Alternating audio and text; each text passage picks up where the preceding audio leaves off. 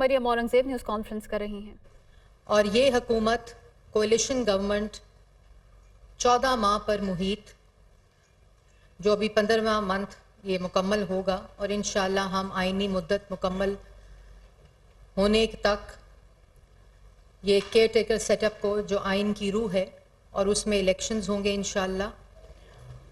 تو یہ جو 44 ماہ کا گن تھا، نہ اہلی تھی، نہ لائقی تھی، چوری تھی، کرپشن تھی، معاشی تباہی تھی، بے روزگاری تھی، مہنگائی تھی، اور لاسٹ نیل ان کافن جو تھا وہ مارچ 2022 میں اپنا کیا ہوا سخت شرائط کا IMF پروگرام پیٹرول کی قیمت کم کر کے وائلیٹ کیا گیا، اس کو سسپینڈ کیا گیا، اور IMF کا پروگرام وائلیٹ اور سسپینڈ کر کے ملک کو ڈیفالٹ کے دھانے پر چھوڑ کے گئے، صرف اپنی سیاست کو بچانے کے لیے کہ ووٹ آف نو کانفیڈنس جو ہے وہ کامیاب ہو رہا ہے، اور اپنی کرسی جاتے دیکھ کر ملک کی معیشت کے ساتھ دشمنی کر کے چلے گئے۔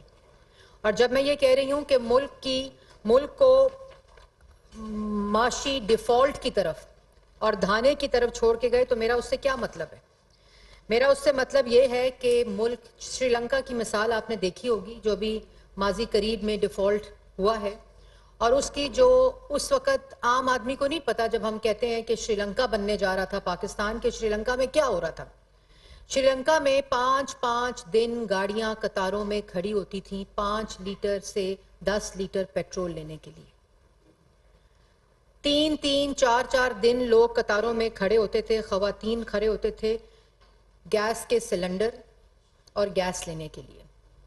دوائیاں ختم ہو چکی تھیں، دنیا کے ساتھ معاشی تعلق ختم ہو چکا تھا، ملک کے اندر خوراک کا بحران، معاشی بحران، میں نے جیسے پہلے بتایا مالی تعلقات ختم ہو چکے تھے، پیٹرول مل نہیں رہی تھا، گیس مل نہیں رہی تھی، دوائیاں مل نہیں رہی تھیں، اور اسی طرح کھانے پینے کی اشیاء کا بحران۔ یہ تھا ڈیفالٹ سری لنکا کا۔ اور جو پچھلی حکومت تھی وہ مسلط شدہ وزیر اعظم کے تحت ملک کو اس دھانے پہ چھوڑ کر گئی تھی۔ پیٹرول کی پرائس صرف اس لیے کم کی، اپنا IMF کا پروگرام تھا، پتا تھا کہ اس کے بعد ملک کے ساتھ کیا ہوگا، اور اپنے سیاسی مخالفین کو جو آئینی طریقے سے ملک کی تاریخ میں پہلی دفعہ حکومت میں آئے ووٹ آف نو کانفیڈنس کے ذریعے، ان کے ساتھ دشمنی میں عوام دشمنی کر کے چلے گئے۔ اور جس وقت ہمیں یہ ملک ملا تو ملک کے اندر معیشت تباہ، روزگار تباہ، 4 سال کی نالائقی نااہلی کی وجہ سے مہنگائی عروجوں پر، ملک کے اندر نہ ایندھن لینے کے پیسے اور نہ کارخانے چل رہے تھے۔ ملک کی معاشی صورتحال میں نے آپ کو پہلے بتا دی،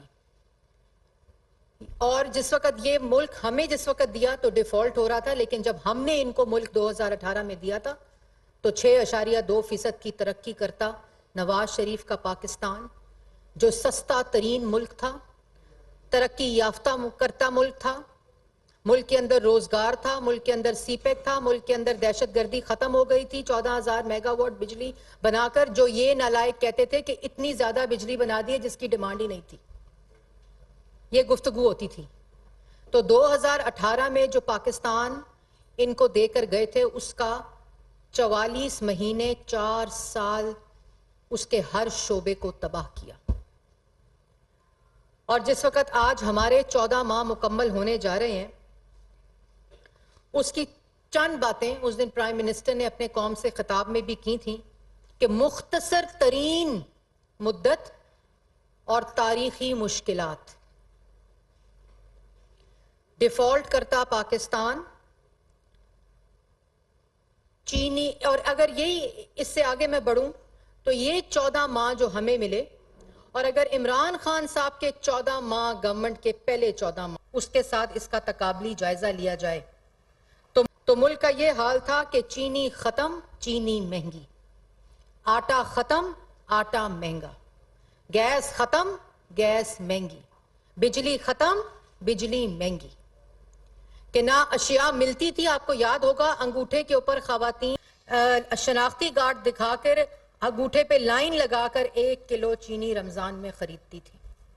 چینی مافیا مسلط، پیٹرول مافیا مسلط، فرنس آئل مافیا مسلط، گیس مافیا مسلط. تاریخی موقع تھا گیس خریدنے کا کووڈ میں، جب $3 پر LNG مل رہی تھی. اس وقت کیونکہ فرنس آئل مافیا مسلط تھا تو وہ LNG نہیں خریدی.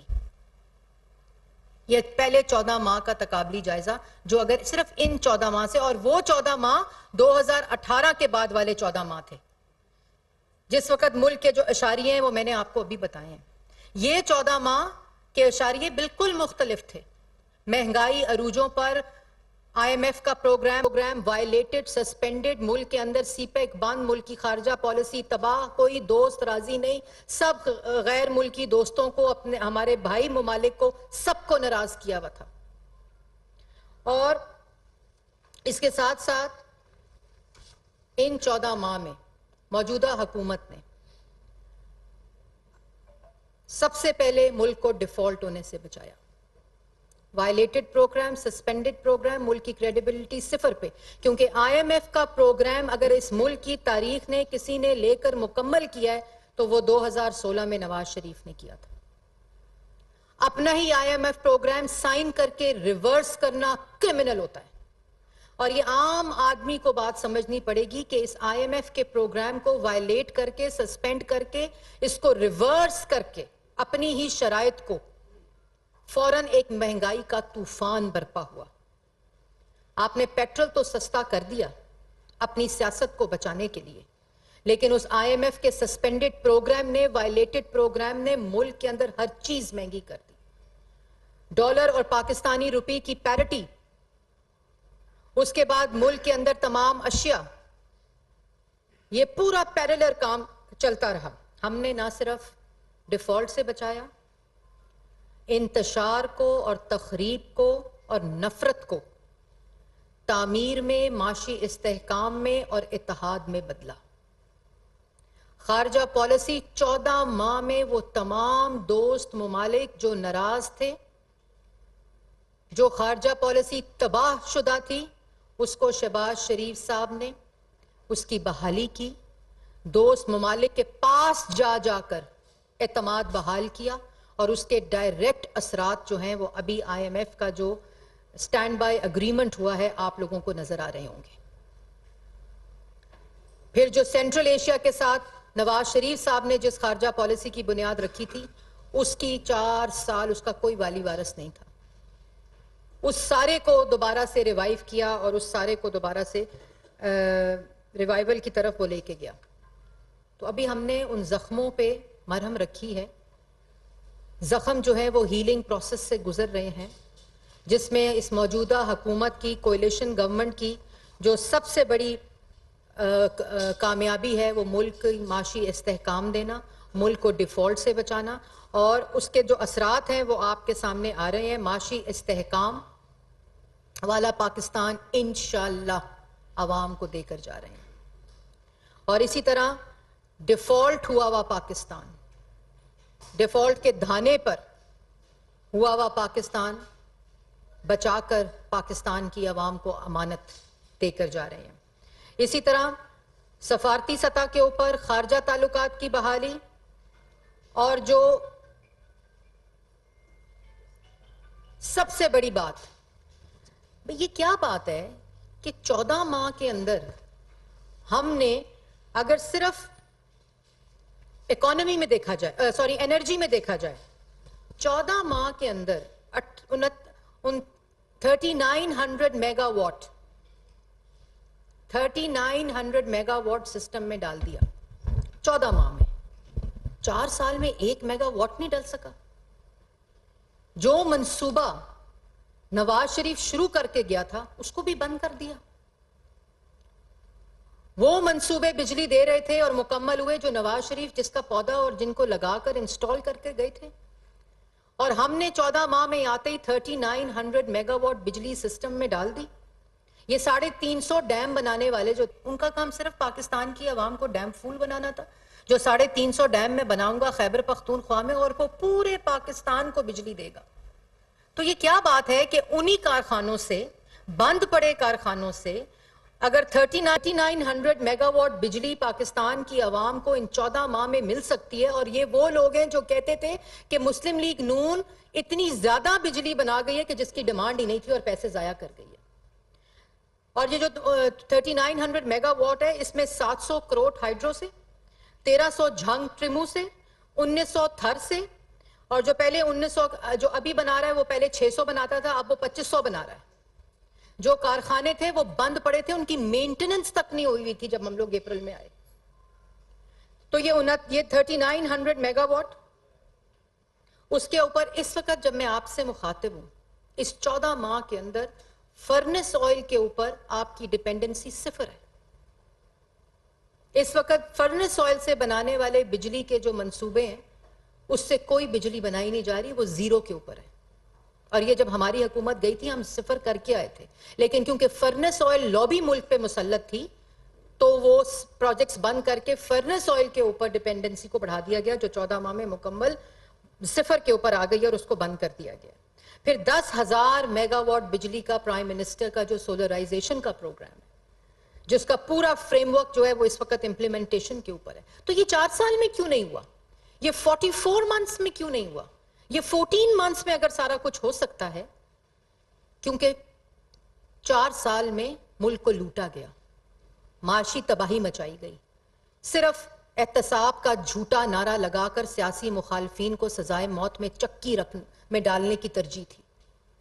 اس لیے یہ سارے کام نہیں ہو سکے جو پاکستان کی عوام کو ڈائریکٹ, جس کا, اور ان تمام پروجیکٹس میں جو چلتے ہوئے پروجیکٹ بند ہوئے ان کی تاخیر میں, ان کی فائنینشل, ان کی جو لاگت ہے اس میں اضافہ, یہ مجرمانہ غفلت.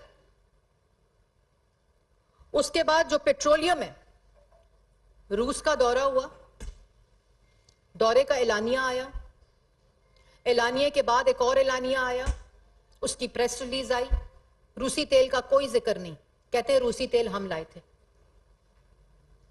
اس کے بعد جتنی پریس ریلیز آئی, کوئی فورن آفس میں, کوئی پیٹرولیم منسٹری میں, کوئی پرائم منسٹر آفس میں کسی قسم کی کمیونیکیشن رشین آئل کے اوپر موجود ہی نہیں تھی. اس کو ہم آئے, ہم نے اس پہ بات شروع کی, اور اللہ تعالیٰ کے فضل و کرم سے رشیا سے آج سستا تیل آ رہا ہے. آذربائیجان سے سستی گیس کا معاہدہ ہو چکا ہے. اس کے بعد جس وقت, جیسے میں نے پہلے کہا, ہم آئے تھے تو نہ ایندھن تھا, نہ ایندھن دینے کے پیسے تھے, نہ ہمارے پاس کسی قسم کا کوئی حالات ایسے تھے کہ ہم ان کے کارخانوں کو ایندھن کے پیسے دے کر چلا سکیں. کارخانے بند تھے. آج الحمدللہ کارخانے چل رہے ہیں, ایندھن کی پیمنٹس ہو چکی ہیں, پریکیورمنٹس ہو چکی ہیں, اور انہوں نے سستے تیل پہ سیاست کی.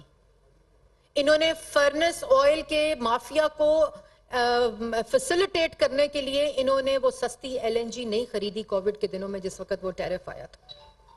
آذربائیجان سے سستی گیس جب لی, اس کے اوپر سیاست کی کہ تو یہ معاہدہ ہے, یہ معاہدہ خراب ہے ملک کی. اس میں جس وقت آپ کو یاد ہوگا کہ جب ہم گئے تھے تو انہوں نے ایل این جی کے معاہدوں کو کنٹروورشل کیا, مفتاح اسماعیل اور شاہد خاقان عباسی کو جیلوں میں ڈال دیا, صرف اس لیے کہ عوام سے جھوٹ بول کر, الزام لگا کر ملک کو نقصان پہنچے, عوام کو نقصان پہنچے. پھر امیر اور غریب کے گیس کے ٹیرف میں ملک کی تاریخ میں پہلی دفعہ فرق ڈالا گیا, جو بجلی کے بل ہیں اور جو ٹیرف ہے پر یونٹ, تاکہ جو بوجھ ہے وہ, اور پھر ریکوڈک جس کا $10 بلین جو تھا اس کا نقصان ہونا تھا اور ایک تلوار لٹک رہی تھی, اس کو سیٹل کیا. یہی 14 ماہ کی مختصر عرصے میں. اس کے بعد آپ نے دیکھا سیلاب آیا. سیلاب کے اندر وفاق میں شہباز شریف کی حکومت تھی, سندھ میں پیپلز پارٹی کی حکومت تھی, پنجاب میں پی ٹی آئی کی حکومت تھی, خیبر پختونخوا میں پی ٹی آئی کی حکومت تھی, بلوچستان میں حکومت, اے جے کے میں حکومت, جی بی میں حکومت.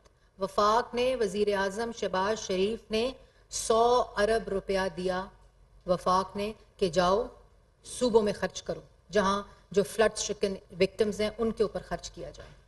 وہ کہتے ہیں نا کہ مجھے کیا ہے, یہ کووڈ کے دنوں میں کووڈ کی میٹنگ سے اٹھ کر چلا جاتا تھا جس میں سندھ کا سی ایم بیٹھتا تھا, جس میں اپوزیشن لیڈر شہباز شریف صاحب بیٹھتے تھے, عمران خان صاحب, میں خود ان میٹنگز میں تھی, ان میٹنگ سے اٹھ کر چلے جاتے تھے, کیونکہ اپنی انا اور اپنا تکبر ملک کے مسائل سے بلند تھا. اور جس وقت سیلاب آیا, 1/3 ملک کا حصہ جو تھا وہ زیر آب آ گیا. 11 لاکھ ایکڑ کھڑی فصل تباہ ہو گئی, 11 لاکھ مال مویشی مر گئے, 80 لاکھ لوگ بے گھر ہو گئے, 1600 سے زائد لوگ جاں بحق ہو گئے. اور وہ 1600 اس لیے تھیں کیونکہ بر وقت انتظامات این ڈی ایم اے کے, پی ڈی ایم اے کے جو صوبائی حکومتیں تھیں, شہباز شریف صاحب اس کو روزانہ کی بنیاد پر اس کو مانیٹر کرتے تھے. این ڈی ایم اے کی سطح پر مانیٹرنگ ڈیش بورڈ موجود تھا. نہ صرف پیسے دیے بلکہ وہ پیسہ کہاں پہنچ رہا ہے اور کس طرح سیلاب مینج ہو رہا ہے, سیلاب کے وکٹمز مینج ہو رہے ہیں, چاہے وہ ریلیف ہو, چاہے وہ ریسکیو ہو, چاہے وہ ریہیب ہو یا چاہے وہ ریکنسٹرکشن ہو. تمام کے اوپر وفاق نے, شہباز شریف صاحب نے ملک کے چپے چپے میں وہ خود گیا, خود وزیر اعظم سیلاب کے متاثرین کے ساتھ کھڑا ہوا, چاہے وہ بلوچستان ہو, چاہے وہ سندھ ہو, چاہے وہ وفاق ہو, چاہے وہ اے جے کے اندر وہ علاقے ہوں, چاہے وہ کشمیر کے اندر علاقے ہوں, چاہے وہ ساؤتھ پنجاب کے اندر علاقے ہوں, چاہے وہ بلوچستان کے اندر علاقے ہوں, ہر جگہ کے اوپر خود چل کے گئے, صرف یہ دیکھنے کے لیے کہ لوگوں کو ریلیف, ریسکیو, ریہیب اور ریکنسٹرکشن جو ان کا ویژن تھا اس کے مطابق ہو رہی ہے کہ نہیں ہو رہی ہے. 70 ارب کا BISP ڈائریکٹ کیش لوگوں کے ہاتھ میں دیا کہ کسی قسم کی اس مشکل وقت میں محتاجی نہ آئے. BISP کے ذریعے نہ کسی قسم کا لون مانگا, نہ کسی قسم کی دہائی دی, نہ کسی قسم کا کام مر گئے ہیں, نہ کسی قسم سے باہر کے اب لوگوں سے مدد مانگی. خود مینج کیا ان مشکل حالات میں جس وقت IMF کی تلوار لٹکی ہوئی تھی, مشکل فیصلے ہو رہے تھے.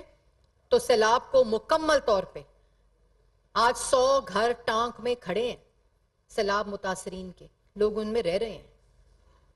ٹوٹے ہوئے سکول بن چکے ہیں, ریکنسٹرکٹ ہو چکے ہیں, اور ابھی بھی تعمیر کی ریکنسٹرکشن کا جو فیز ہے وہ جاری ہے. اور پھر ملک کے باہر آواز اٹھائی, خالی یہ نہیں کہا کہ ملک بڑا ولنریبل ہے کلائمیٹ چینج کی وجہ سے اور جو باقی دنیا ہے اس کے اثرات ملک پہ پڑے, یہ نہیں کہا خالی. چاہے وہ یونائٹڈ نیشنز ہو, چاہے وہ جنیوا کانفرنس ہو, چاہے وہ ایجپٹ کی کانفرنس ہو کلائمیٹ فنڈ کی, ہر جگہ پہ اپنے ملک کی آواز اٹھا کر کلائمیٹ فائنانس فنڈ کو انشور کیا. اور پھر جنیوا میں $10 بلین کی جو کمٹمنٹس تھیں ان کی اشورٹی لی, خود اس کو لیڈ کیا. اس میں جو فورن منسٹر تھے انہوں نے بھرپور ساتھ دیا, جو کلائمیٹ چینج منسٹر تھی دن رات کام ہوا. انفارمیشن منسٹری کے اندر لوگوں کو پاکستان کے باہر اور پاکستان کے اندر ان مشکلات کا بتانے کے لیے دن رات کام ہوا. ہم نے دہائیاں نہیں دی, ہم نے رونے پیٹنے نہیں ڈالے. اور اس کے بعد کیونکہ وزیر اعظم دل میں دکھ رکھتا تھا, درد رکھتا تھا عوام کا, ان کو پتا تھا کہ یہ سیلاب کی وجہ سے کسان متاثر ہوا ہے, اس کی فصل متاثر ہوگی, فوڈ سیکیورٹی متاثر ہوگی. فوراً 1800 بلین اور اب وہ 2000 کا ہوگا, اب وہ 20,000 ارب کا سے کسان پیکج ہو گیا ہے, اس وقت دیا, جس میں کھاد ہے, جس میں مشینری ہے, زرعی آلات ہیں, بجلی کا ٹیرف ہے, یوتھ بزنس لون ہے, ٹیوب ویلز کے اوپر سبسڈی, مطلب اکراس دا بورڈ کسان کو, تاکہ یہ نقصان اور اس کے نتائج میں اس سیلاب کو ٹرن اراؤنڈ کر کے اپرچونٹی کریٹ کی کسان کے لیے, اور بمپر کراپ پاکستان نے اس سال دیکھی جو کہ 2,75,00,000 میٹرک ٹن ہے. یہ ایسے نہیں ہو گیا, اس میں محنت ہوتی ہے, اس میں ویژن ہوتا ہے, اس میں صلاحیت ہونی چاہیے, اس میں نیت ہونی چاہیے, اس میں فار سائٹڈنس ہونی چاہیے کہ عوام کو کن مشکلات کا سامنا ہو سکتا ہے سیلاب کی وجہ سے. اور اس کے بعد آج جب میں آپ سے مخاطب ہوں, اسلام آباد کو لے لیں, صرف اسلام آباد کو 20 بلین کا اسلام آباد کا رورل ڈیولپمنٹ پیکج دیا ہے. ملک کی, اسلام آباد کی تاریخ میں پہلی دفعہ شہری اور دہائی علاقوں میں ترقی کی جو فرق ہے اس کو مساوی کر دیا ہے, اس کو ایکول کر دیا ہے, جس میں بے تحاشا روڈ انفراسٹرکچر, واٹر کے, سکولز کے, پارکس کے, ماس ٹرانزٹ کے پروجیکٹس ہیں, انفراسٹرکچر, روڈ انفراسٹرکچر کے پروجیکٹس ہیں. تو یہ 20 بلین کا جو پرائم منسٹر کا رورل پیکج ہے اسلام آباد کے لیے, یہ کیوں نہیں 4 سال میں آ سکا؟ سوچتا تو ہوگا کوئی. اور پھر 2018 میں جو اسکیفولڈنگز لگی ہوئی تھی نا, 2018 میں جو اسکیفولڈنگ لگی ہوئی تھی میٹرو کی, کیونکہ نواز شریف صاحب کا ایک خواب تھا کہ جو میٹرو جہاں ختم کی ہے وہ میٹرو ایئرپورٹ تک جانی چاہیے, وہ اسکیفولڈنگ جہاں لگی ہوئی تھی 2022 اپریل میں آ کر ہم نے اتاری ہے, شہباز شریف نے اتاری ہے. 15 دن کے اندر وہ بسیں بھی آئیں, وہ روٹ بھی بحال ہوئے.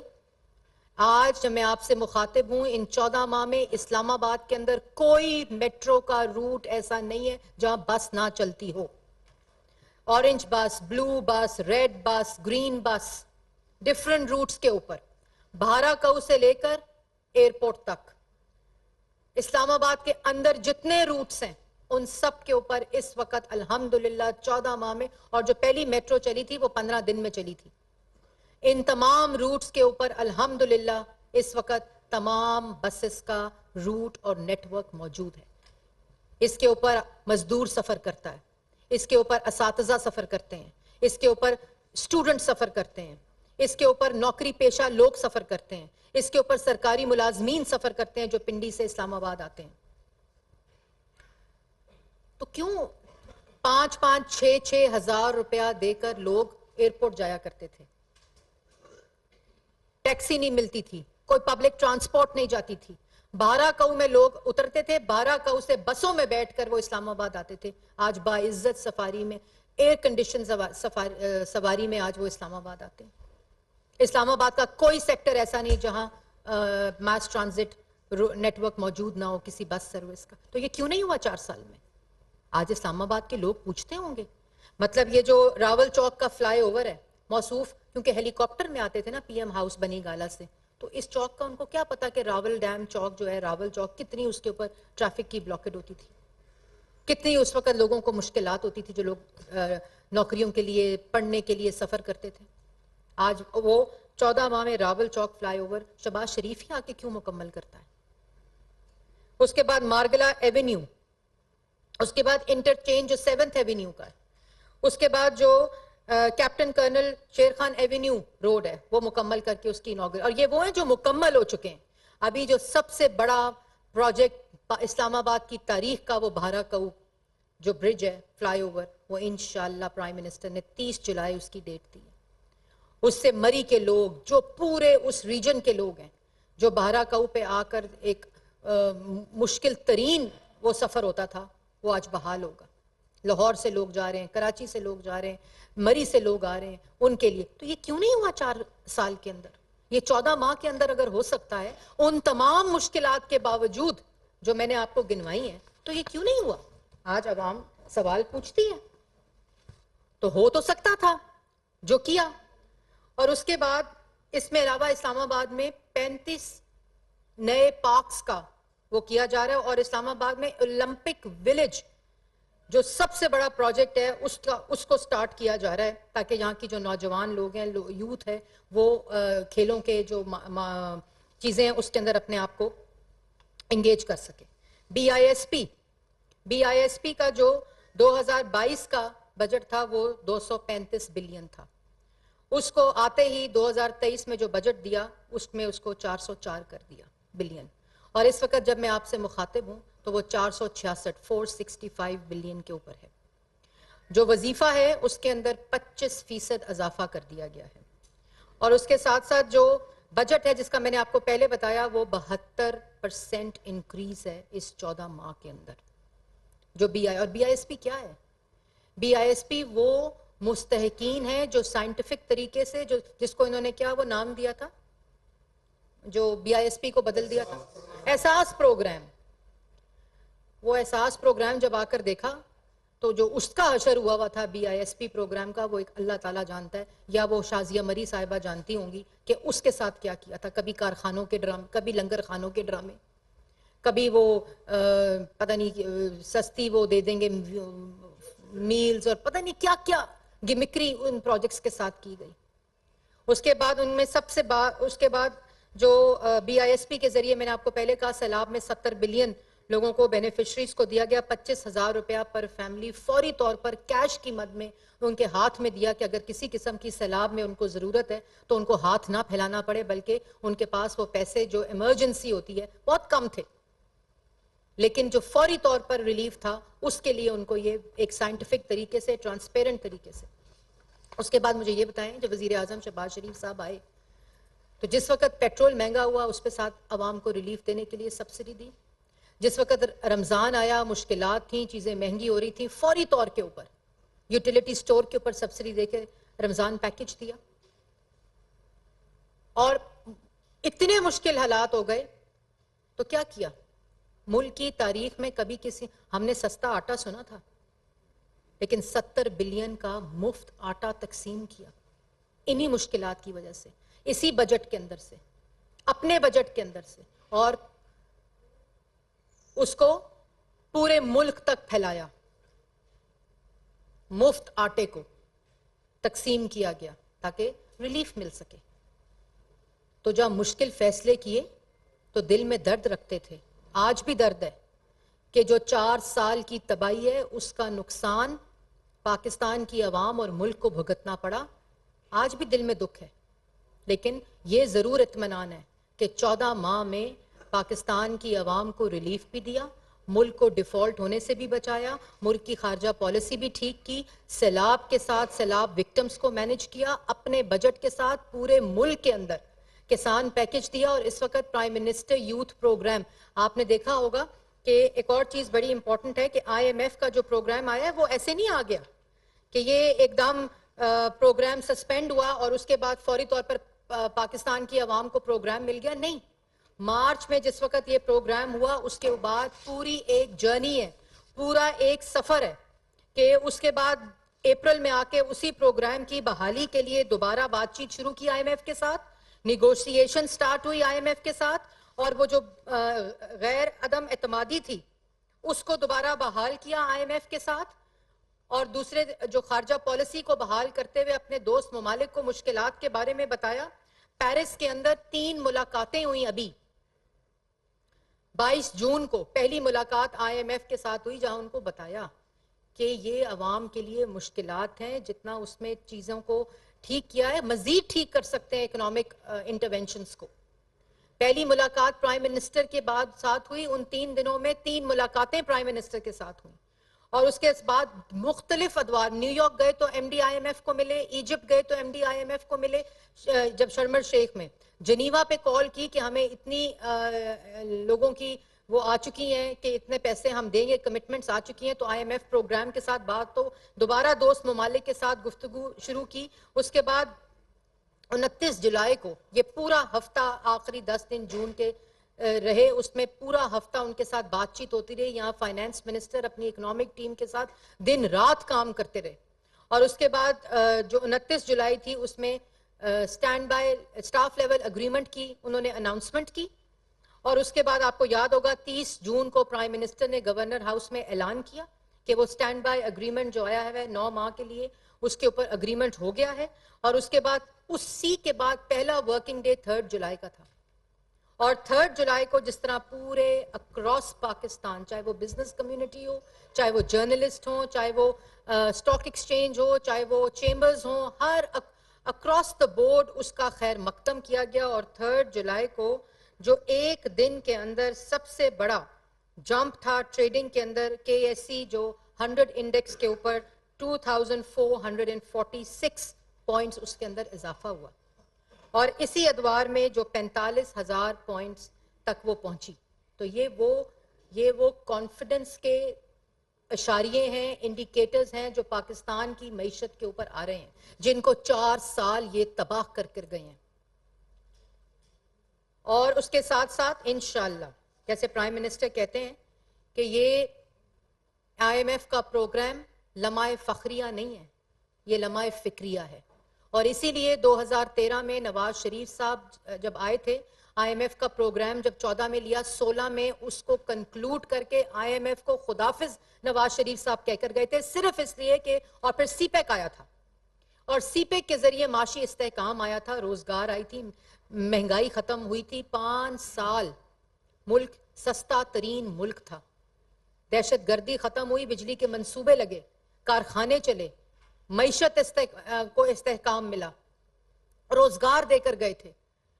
14,000 میگا واٹ بجلی ایسے نہیں بن گئی تھی، وہ بھی 3 سال میں بنی تھی، کیونکہ نواز شریف صاحب کو تو 2014 میں دھرنا آ گیا تھا ان نالائکوں نااہلوں چوروں کا، انتشار پھیلانے والوں کا. اور ان 14 ماہ میں جہاں ملک کے اندر یہ تعمیر ہو رہی تھی، اس طرف وہی تخریب اور انتشار ہو رہا تھا کہ IMF کا پروگرام آج آنے والا ہو تو وزیروں سے خط لکھوا دو IMF کو، وہ قریب آنے والا ہو تو اسلام آباد 25 جولائی کو لانگ مارچ لے آؤ.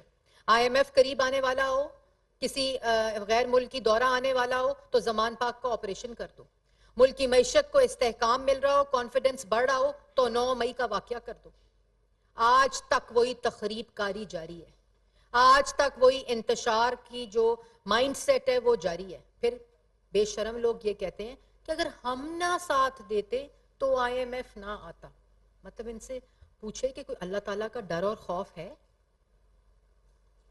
IMF کے پروگرام کو سسپینڈ کیا، وائلیٹ کیا، کریڈیبلٹی تباہ کی ملک کی. وہ کہتے ہیں کہ اگر ہم نہ ساتھ دیتے، اور اس لیے IMF ہمیں ملنے آیا تھا. میں نے پہلے بھی کہا تھا IMF تمہارے آگے ہاتھ جوڑنے آیا تھا کہ ملک کی معیشت استحکام کی طرف جاری ہے، اب اس کا پیچھا نہ کرنا، اب اس کو دوبارہ ڈیفالٹ کے دھانے پر نہ چھوڑ کے جانا. عوام بھی منتیں کرتی ہے، بزنس کمیونٹی بھی منتیں کرتی ہے، کارپوریٹ سیکٹر بھی منتیں کرتا ہے. پاکستان کی غریب عوام ہاتھ جوڑ کر تمہارے سے منتیں کرتی ہے کہ جو تخریب کاری، جو انتشار، جو فساد، جو نفرت کے بیج بوئے، جو معاشی تباہی کے بیج بوئے، ہماری جان چھوڑ دو. اور اگر یہ 14 ماہ کے عرصے میں IMF پروگرام آنے کے بعد وہ معاشی استحکام آیا ہے، اس معاشی استحکام کو جو IT سیکٹر میں، انرجی سیکٹر میں، ایگریکلچر سیکٹر میں، مائننگ کے سیکٹر میں، ایکسپورٹس میں اور ڈیفنس میں جیسے سی پیک دیا تھا نا، اور اس سی پیک کا ڈائریکٹ امپیکٹ پاکستان کی اکانومی اور عام آدمی کو ملا تھا، اسی طرح ان سیکٹرز کے اندر جو انویسٹمنٹ آ رہی ہے، جو ان سیکٹرز کے اندر ریولوشن آ رہی ہے، جو SIFC کے قیام کے تھرو آ رہی ہے، وہ یہی اکنامک پاتھ ہے جس سے IMF کے پروگرام کو انشاءاللہ خیر بات کہا جائے گا. ہم مکمل کریں گے، ایک ایک شرط کے اوپر عمل کریں گے، اور اس میں پاکستانی عوام کا بائن ہے.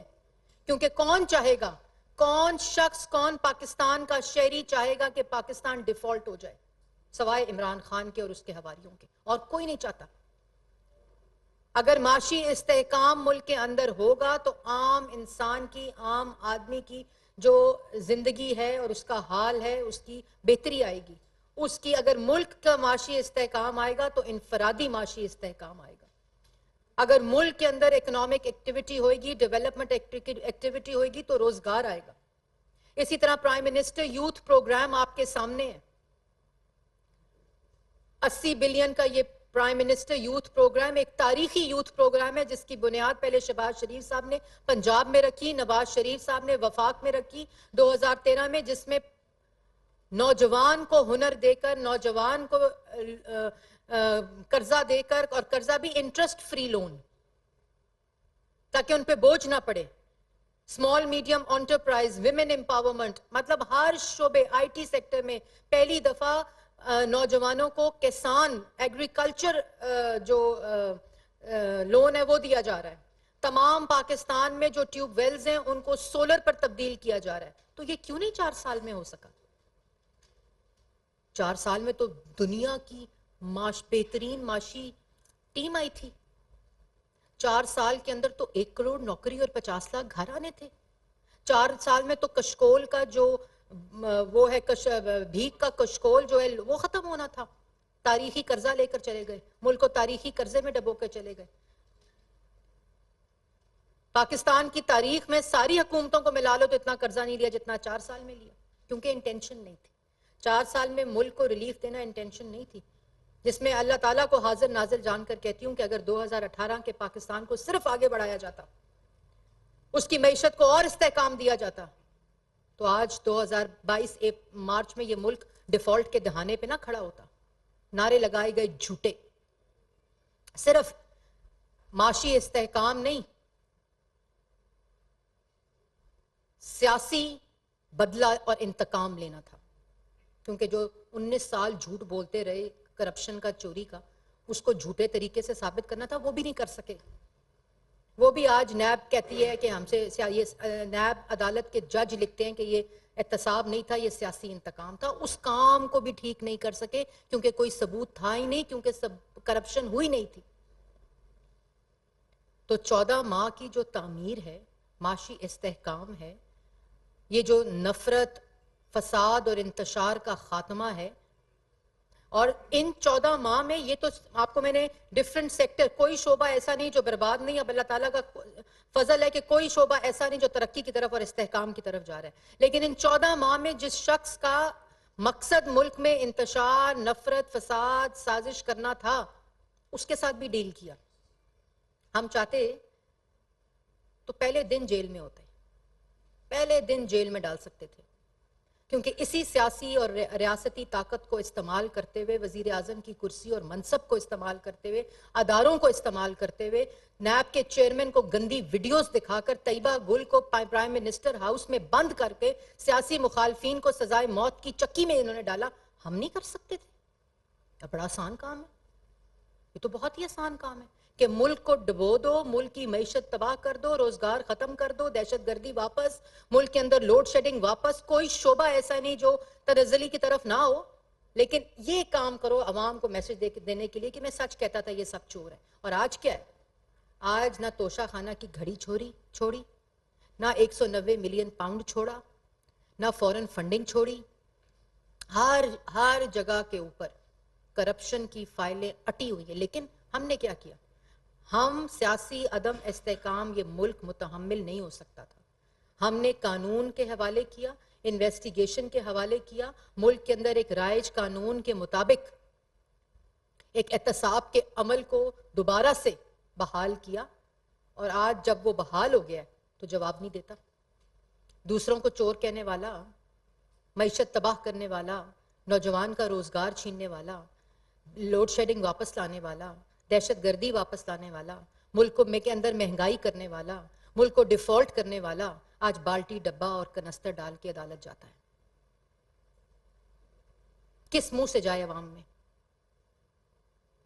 چوری کا جواب ہے نہیں تو منہ پہ بالٹی ہے، منہ پہ ڈبہ ہے، کیونکہ چوریاں کی ہیں.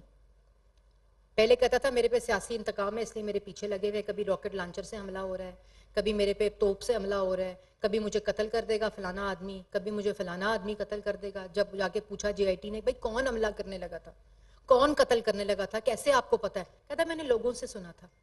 وہ کہتے ہیں توشہ خانہ میں چوری کیوں کی؟ کہتے ہیں میرے ایم ایس سے پوچھو. وہ کہتے ہیں 190 ملین کا جواب دو. وہ کہتے ہیں کابینہ سے پوچھو. وہ میڈم سے پوچھتے ہیں وہ ہیرے جواہرات آپ نے لوٹ کے لے گئے، تو کہتے ہیں مجھے کیا پتا تھا. تو یہ 14 ماہ کی جو میں نے آپ کے سامنے، اور میں اس پہ ایک تفصیلی ہم رپورٹ چھاپ رہے ہیں، ایک تفصیل سے آپ کو اس کے اوپر انفارمیشن ملے گی. لیکن یہ ایک سوچ اور فکر کا مقام ہے پاکستان کی عوام کے لیے، جو چند لوگ بہکائے گئے، ورغلائے گئے، جو پاکستان کے چند نوجوان جنہوں نے پھر آگے کلمنیشن اس کی 9 مئی کی ہوئی تھی، ان کے لیے سوچنے کا مقام ہے کہ اگر 14 ماہ میں یہ تمام چیزیں اس طرح ریسیٹ ہو سکتی ہیں، اس طرح اگر بہتری آ سکتی ہے، تو پھر 44 مہینے 4 سال جو بنتے ہیں اس میں کیا ہوا ملک کے ساتھ؟ تو تب کیوں نہیں آ سکتی تھی؟ اگر آج 3900 میگا واٹ بجلی بن سکتی ہے تو 4 سال میں کیوں نہیں بنی؟ اگر اسلام آباد کے اندر انفراسٹرکچر ہو سکتا ہے، ملک کے اندر انفراسٹرکچر پروجیکٹس بن سکتے ہیں، میس ٹرانزٹ 14 ماہ میں سٹارٹ ہو سکتی ہے اسلام آباد کے اندر، تو 4 سال میں کیوں نہیں؟ اگر خارجہ پالیسی تباہ کی 4 سال میں ان لوگوں نے، 14 ماہ میں وہ ٹھیک ہوئی، وہ بحال ہوئی، اس کے اثرات آج پاکستان کے جو دوست ممالک جو ہیں وہ ہیلپ کر رہے ہیں، وہ نظر آ رہی ہے. اگر prime minister youth programme 80 billion کے یوتھ کے لیے چاہے وہ لیپ ٹاپ ہو, اسکالرشپس ہوں, اسمال میڈیم انٹرپرائز ہوں, بزنس لون ہو, ایگریکلچر لون ہو, اگر ہم لا سکتے ہیں تو انہوں نے وہ کامیاب نوجوان, ان کا کیا کارکردگی تھی, آتے ہی تمام پروجیکٹس کو کنٹروورشل کر دو, پھر انہی پروجیکٹس کو کے نام تبدیل کر دو, پھر جہاں تختیاں لگنی تھیں ان تختیوں کو تبدیل کر دو, اور سیاسی مخالفین کو سلاخوں کے پیچھے ڈال دو. ان کا خیال تھا 4 سال بعد ان سے کوئی نہیں پوچھے گا, اور بھائی کیوں کہ مسلط ہو گئے تھے, آر ٹی ایس بیٹھ گیا تھا, تو کیا آج وہ عمران پروجیکٹ والے بھی شرمندہ ہیں, اور جس کا پروجیکٹ تھا وہ بالٹی, ڈبہ, کنستر اور ڈسٹ بن کی نظر ہے. مختصر یہ بات ہے, اور اس کا خمیازہ, اس کی سزا پاکستان کی عوام نے بھگتی ہے. جی جاوید حسین صاحب دنیا نیوز سے. میم جیسا کہ ابھی 14واں حکومت ہوگی, ابھی تو تھوڑی شروع کی ہے, ہاں ابھی انشاءاللہ بتاؤں گی ہر روز. تو نگران سیٹ اپ کے حوالے سے بھی کوئی مشاورہ شروع کر دی گئی باقاعدہ طور پر, اور تمام اسٹیک ہولڈرس کو اعتماد میں لیا جا رہا ہے اس حوالے سے بتا دیجیے, اور کچھ سیاسی حلقے یہ پیشگوئی کر رہے ہیں کہ یہ ٹائم مناسب نہیں ہے کہ الیکشن کروائے جائیں. دیکھیں نگران جو سیٹ اپ ہے, جو کیئر ٹیکر گورنمنٹ کی آپ نے بات کی, وہ کیئر ٹیکر گورنمنٹ جو ہے وہ پرائم منسٹر اور اپوزیشن لیڈر جو ہے وہ ڈیسائیڈ کرتے ہیں, کیئر ٹیکر پرائم منسٹر, اور انہی کی مشاورت کے ساتھ انشاءاللہ کیئر ٹیکر پرائم منسٹر کا اور گورنمنٹ کا اعلان کیا جائے گا, آئینی جو طریقہ کار ہے. اور